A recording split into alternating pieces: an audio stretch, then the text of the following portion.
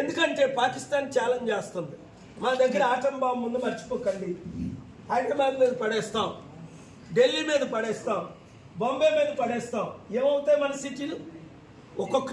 ఒక్కొక్క సిటీలో 2 కోట్ల జనాభా సర్వనాశనం బూడిదైపోతారు.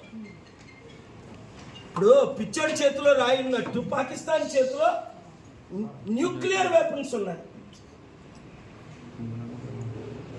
గమనించారా దాని పవర్? అరే మేము ఎలాగా పోయాం కదా, వాళ్ళ ఎకానమీ ఎలాగా పోయింది, వాళ్ళ టెర్రరిజాన్ని ఆపలేకపోతున్నారు. ఇంకా ఏంటి, అరే మీరు మమ్మల్ని అటాక్ చేస్తే మేము మీకు మీద ఆటం బాంబులే వేస్తామని. గుర్తుందా మీకు జపాన్ హిరోషిమా బాంబు ఎన్ని లక్షల మందిని చంపేసిందో? ఇప్పుడున్న బాంబులు, ఒక్క బాంబు పడితే హైదరాబాద్లో కానీ, ఢిల్లీలో కానీ, బాంబేలో కానీ, కలకత్తాలో కానీ, చెన్నై బెంగళూరులో కానీ వాళ్ళు టార్గెట్ చేసిన 6 సిటీల్లో ఏ సిటీలో పడినా ఒక్కడ మిగలు బూడిదైపోతారు. కనుక శాంతి కొరకే నా ప్రయత్నం అంతా, శాంతి కొరకే నేను వెళ్ళాను, శాంతి చర్చలే నేను జరిపించాను.